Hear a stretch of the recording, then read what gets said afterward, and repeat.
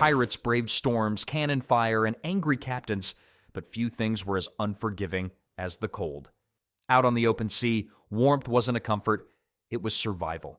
Without the right tricks, a freezing night could be deadlier than a sword fight. And pirates? They knew how to fight back.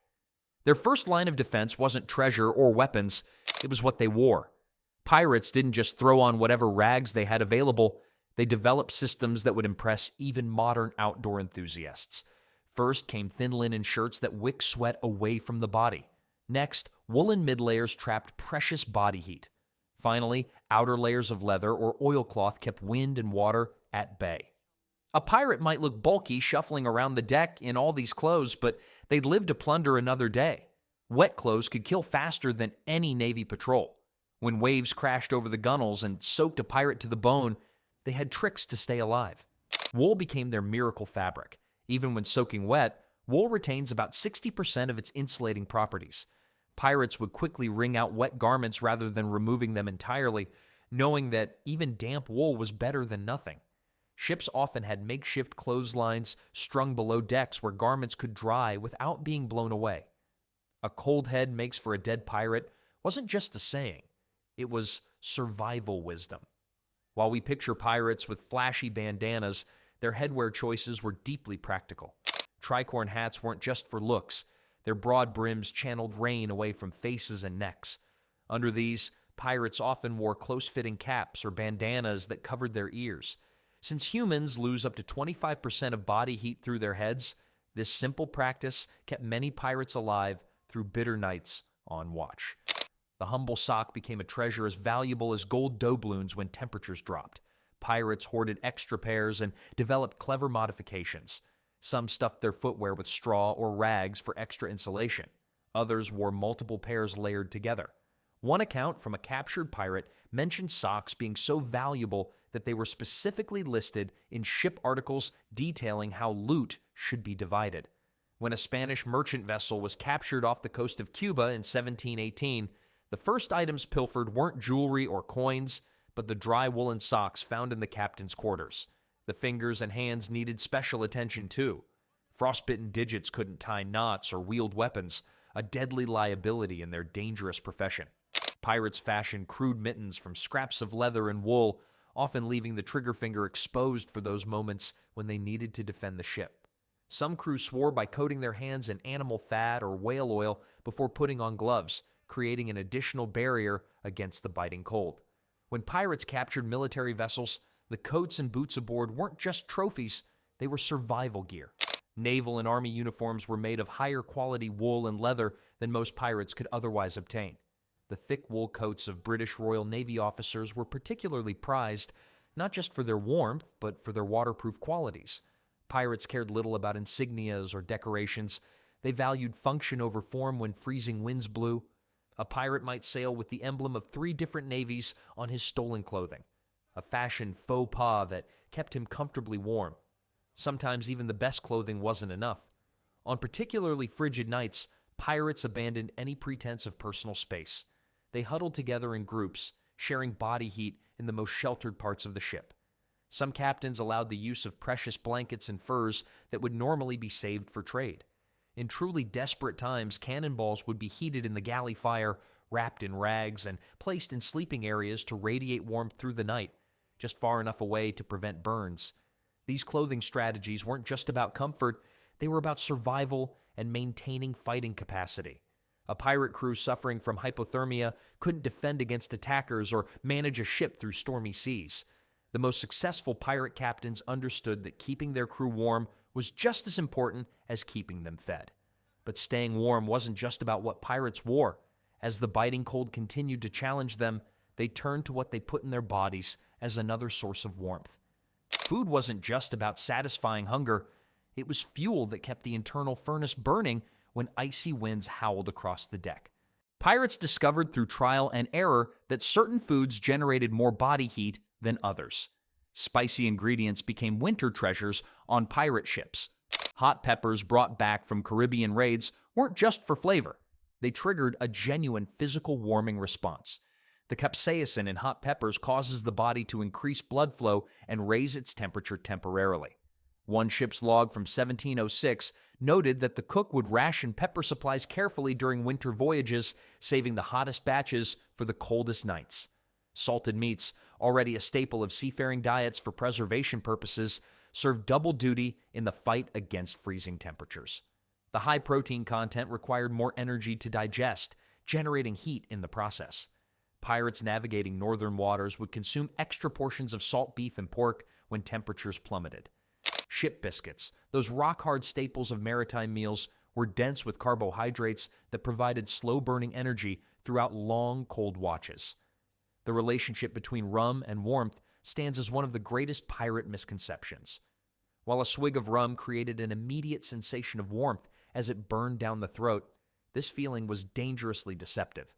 Alcohol actually lowers core body temperature by dilating blood vessels near the skin, allowing precious heat to escape faster. Savvy pirate captains knew this truth and would often water down the rum rations during the coldest voyages. Many a pirate has felt toasty warm after a flask of rum, only to be found frozen stiff the next morning. The last party trick they'd ever perform. Despite the rum myth, pirates did utilize hot beverages effectively. They brewed rough approximations of tea, using whatever herbs and plants they could scavenge or trade for. These hot drinks, often sweetened with stolen honey or molasses, provided genuine warmth that lasted. Unlike modern sailors with their insulated mugs, pirates would cradle rough wooden or pewter cups in cold-numbed hands, absorbing heat through their palms as they sipped the steaming liquid. Creating hot meals presented a unique challenge on wooden vessels where open flames could spell disaster. Pirates employed small, enclosed braziers, metal containers with ventilation holes that allowed controlled fires for cooking. These braziers would be carefully monitored, usually placed on sand or stone in the galley to prevent setting the ship ablaze. Ships that couldn't risk any flame at all relied on ports to cook multiple days' worth of stew or soup that could be reheated quickly or even eaten cold in the days that followed.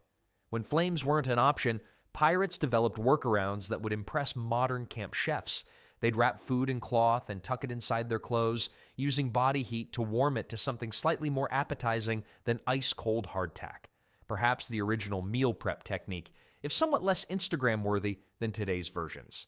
Another trick involved warming metal spoons near whatever heat sources were available before dipping them into cold food, creating momentary pockets of warmth in an otherwise frigid meal.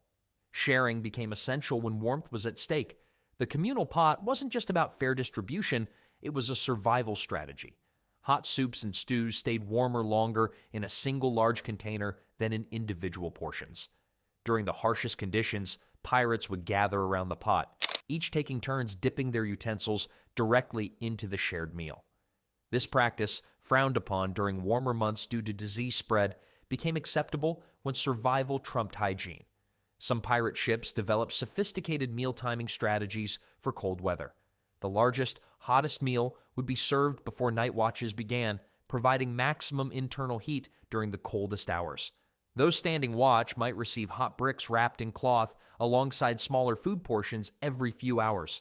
Not just nourishment, but portable warmth to help them endure until dawn. Food scarcity often plagued pirate crews, but during winter voyages, captains would sometimes authorize extra rations. They knew that hungry sailors froze faster, and a living crew, even one with slightly depleted stores, was better than a full larder and frozen corpses. Records from captured pirate ships show that winter rations could be up to 20% larger than summer portions, an investment in survival rather than generosity. While food and drink helped pirates generate internal heat, sometimes even the fullest belly couldn't combat the freezing temperatures that surrounded them. For those moments, pirates turned to more direct sources of warmth. Pirates faced a fundamental problem: how to create warmth on a wooden vessel without burning it to the waterline.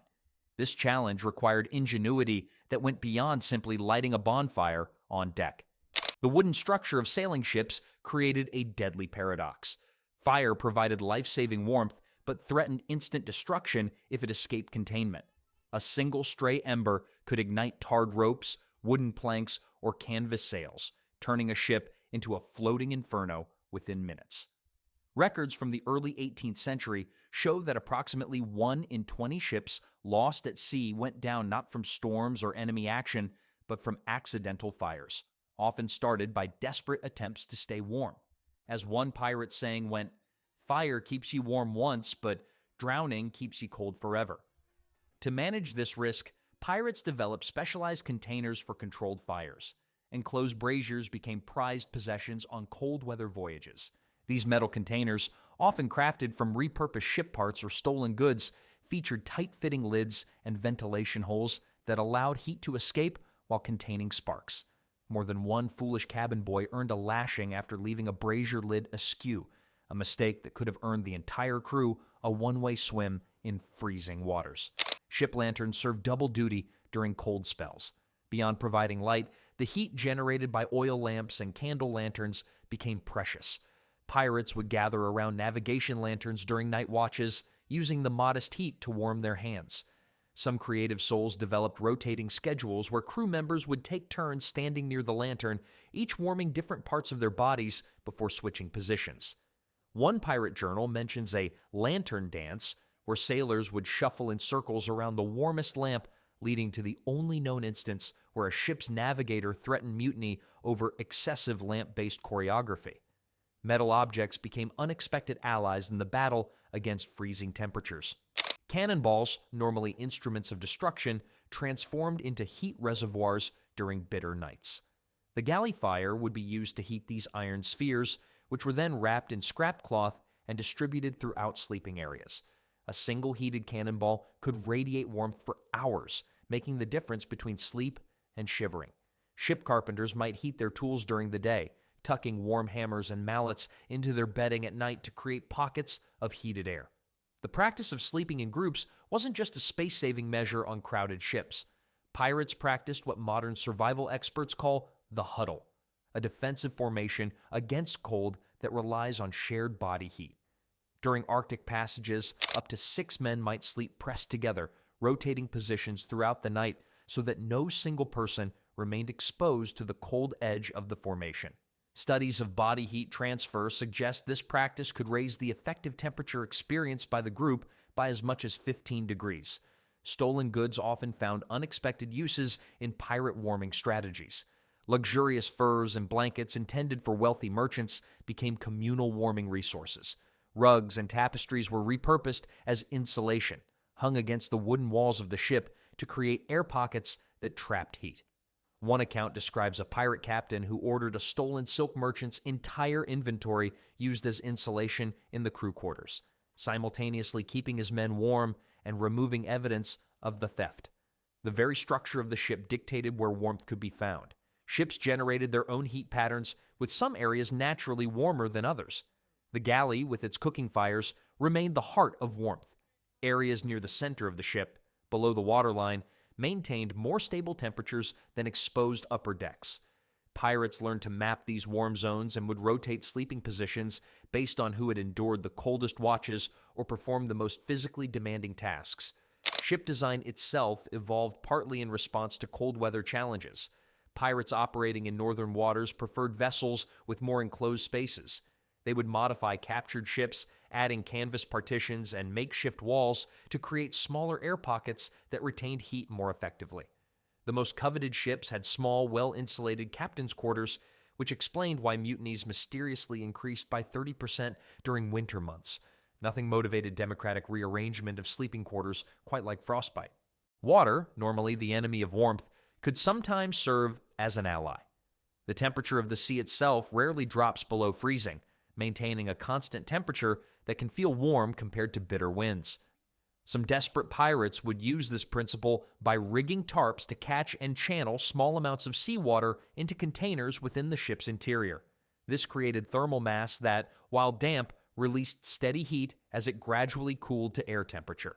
These heating solutions required constant vigilance and adjustment. Unlike modern heating systems with their thermostats and automatic controls, pirate warmth depended on human attention. Watches would include checking braziers, rotating heating objects, and monitoring for dangerous situations. The role of fire watcher became critical, often assigned to the newest crew member, who learned quickly that falling asleep on this duty could mean death for everyone aboard. While these heat sources provided critical protection against the deadly cold, they represented only part of a pirate's winter survival strategy. The most successful crews combined these warming methods with other approaches that made life possible even in the harshest conditions. Cold has a way of seeping into bones, slowly draining energy until even the strongest sailor becomes a shivering, useless lump. Pirates discovered what modern science confirms: a moving body is a warm body. Where naval ships might allow idle sailors during peaceful passages, pirate vessels in cold waters developed a culture that kept everyone in motion. The normal jobs on a ship gave pirates many chances to warm up. Hoisting sails required tremendous upper body strength, generating heat that could last for hours afterward. During particularly frigid conditions, captains would order unnecessary sail changes, not for tactical advantage, but simply to keep the crew warm through physical labor. One pirate logbook mentions a captain who ordered the mainsail raised and lowered 7 times in a single morning, claiming he couldn't make up his mind about the weather when really he was preventing his crew from freezing solid. Deck scrubbing, normally a punishment or basic maintenance task, gained new purpose during winter voyages.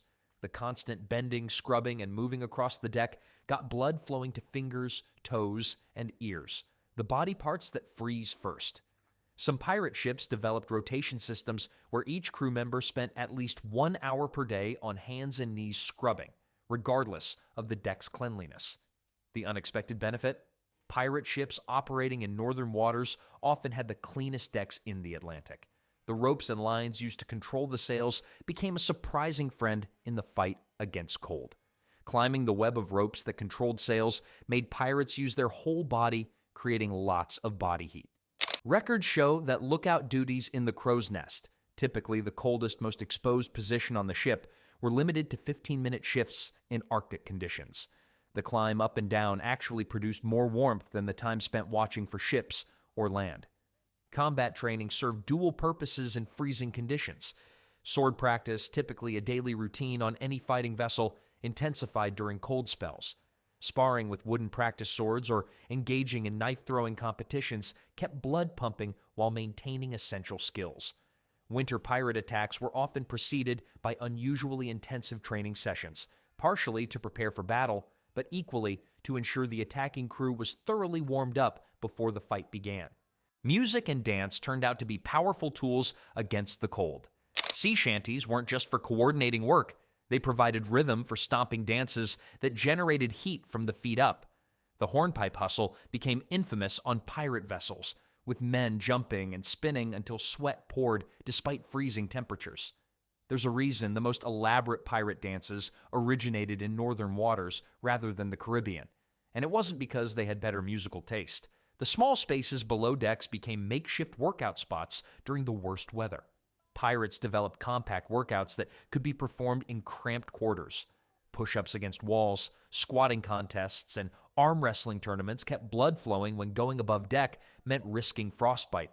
One captured pirate's journal described daily competitions where the winner earned extra rum rations, creating fierce competition that coincidentally kept everyone warm.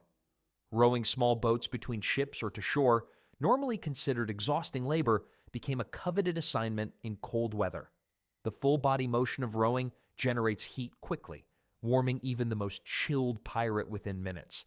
Smart captains would rotate rowing duties among the coldest crew members, using the activity as targeted warmth therapy rather than punishment. Fighting, for all its dangers, had one good side effect: nobody felt cold during a battle. The mix of excitement, hard work, and focus made pirates forget about the cold for a while. Pirates noted that even brief skirmishes left participants sweating despite freezing temperatures. Some captains timed their attacks not based on tactical advantage, but on when their crew most needed warming up. Sleep itself became an active affair. Pirates would perform vigorous exercises immediately before climbing into hammocks or berths, generating heat that helped them fall asleep before the cold could take hold. Those on night watch developed routines of silent exercises performed every quarter hour. Squats, arm swings, and silent marching in place kept sentries both alert and warm through the coldest hours. While always moving around helped pirates stay alive at sea, they couldn't keep active all the time. Eventually, they needed to find a break from the never-ending cold by looking for warmer places.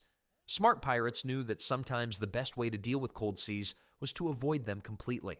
Unlike Navy ships that had to follow orders and patrol set routes, pirate crews could choose where and when they sailed. This freedom became their secret weapon against winter's deadly grip. Most pirate crews followed seasonal routes that took them to warmer waters during the coldest months. Ships operating in the North Atlantic would drift south as autumn approaches, timing their movements to stay ahead of the worst weather. Written records show that pirate attacks in the Caribbean jumped by 60% during December through February. Not because pirates suddenly became more violent, but because they were simply following the warmth. During winter, the waters near Jamaica and the Bahamas became so crowded with pirate ships that locals joked you could walk from one island to another by hopping across pirate decks. This might be why Caribbean islands developed their spicy food traditions. Not to preserve the meat, as many think, but to keep all those winter pirates from getting too comfortable and staying year-round. Smart timing wasn't just about comfort, it saved lives. Records from captured pirate ships show that crews who stayed in northern waters year-round lost about 20% of their men to cold-related problems each winter. Those who followed the sun kept almost their full crew strength, losing men only to fights and rum-related accidents. When pirates couldn't escape the cold waters completely, they became masters at finding the warmest ports. Unlike Navy ships that might have to stay at sea for months, pirate vessels rarely went more than 2 weeks without touching land during winter. They mapped and shared knowledge about sheltered harbors, warm coves, and friendly ports where they could briefly escape the biting sea winds. Taverns played a surprisingly important role in pirate winter survival. These weren't just places to drink and gamble, they were winter rescue stations. A good tavern offered hours of warmth, hot food, and dry shelter. Pirates would save special coins just for tavern stops during winter voyages, knowing that a night by a roaring fire could mean the difference between life and death. When forced to make land away from ports, pirates became skilled at creating temporary camps. They built windbreaks from ship sails stretched between trees, placing them to catch the most sun while blocking the prevailing winds. Stolen goods often found new uses in these land camps. Fine furniture from captured merchant ships might end up smashed and burning in a pirate campfire.